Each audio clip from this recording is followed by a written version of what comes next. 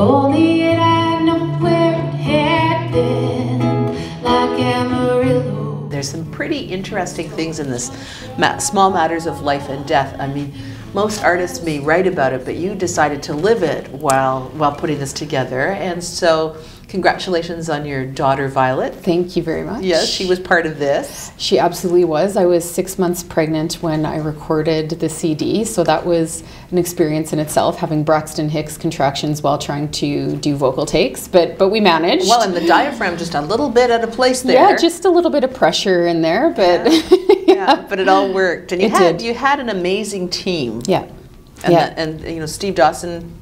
He produced. Yeah, I when I was thinking about the songs, they seemed to be taking sort of a more southern swampy feel, and I was kind of thinking about who I would love to have on board for the record. And I thought about Steve Dawson because he's done so many Canadian roots musicians, and it wasn't that I wanted to sound like one of them in particular, but I thought, okay, the man who has produced people like Jenny Whiteley, Sojourners, Deep Dark Woods, all those people, I thought, well, I'm sure we could mix it up all together and come up with what I want to do for Small Matters of Life and Death. And so we connected, and it ended up working out, and I'm thrilled. Well, and he has a real knack for helping artists sound like themselves. Yeah, absolutely. And to really pull out what's the Jill Zmud piece. And to raise the bar too. Yes.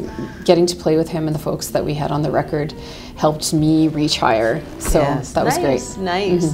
Well, and a really interesting, you know, reaching higher, but this started in the basement. It totally started in the basement. I was going through my parents' closet downstairs, or actually it must have been one of the rooms that I had lived in. And to be perfectly honest, it was one of those embarrassing things where like you have to get your stuff out of your parents' basement because you're, you know what I mean? Like, it's that time in your life, yes. It's time.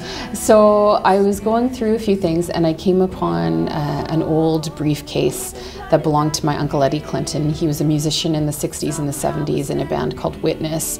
And he did some incredible things, got to open for Roy Orbison, Cream, all sorts of folks like that. But he eventually struck out on his own and wanted to do his own folk and country writing. He was living in Toronto in the early 70s. Sadly, I didn't get to meet him because he was killed in a car accident when he was on tour in 1974. But in the suitcase in my parents' basement, I found a bunch of his demos on reel-to-reel tapes. And I thought, oh my God.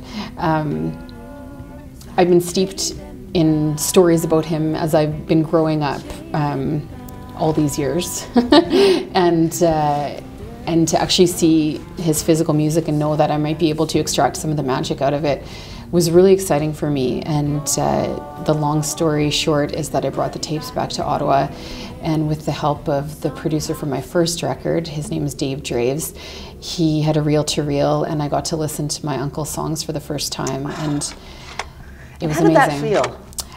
I had shivers, and Dave had shivers. Well, it seems like the wrong time for anyone to be leaving.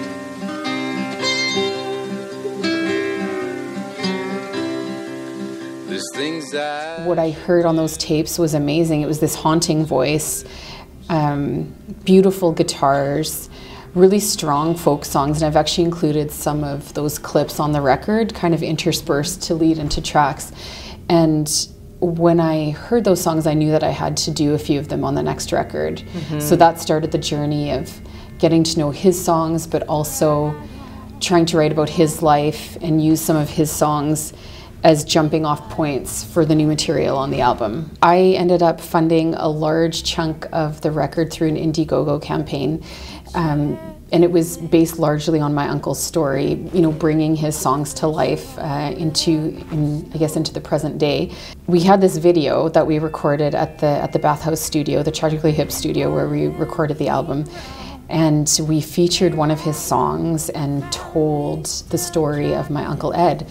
And throughout the campaign, it was totally wild, but I ended up connecting with people who knew him 30, 40 years ago, and I actually almost lost it one day because I was, you know, seeing all the names come in on my computer screen, and I looked at this screen and this name came up and I thought, oh my God. And I called my mom right away and I told her who it was. I said, "Do I have this right, Mom?" And she said, "Yes, you do." And it turns out it was the gentleman who was with him in the car accident when he died. So this gentleman basically confided that, you know, being with my uncle at the time of his death in the car, like, has obviously been a huge moment for him throughout his life, and something I think that's quite hard to let go of. But we ended up becoming friends over email, and he came to the CD release at the National Arts Centre this past May, which was wonderful. What's coming up next for Jill? The next thing is that I'm figuring out how to tour with my baby. I went to the Folk Music Ontario conference with her in October, which was totally wild, but I'm looking at doing Ontario and Quebec in the spring, and then also I need to get out west kind of August, September next year, so with my little girl in tow, and looking forward to figuring out how to be a touring mama and getting these songs out there, because they mean a lot to me, and I want to share them as much as I can. My daddy just keeps playing in the bed.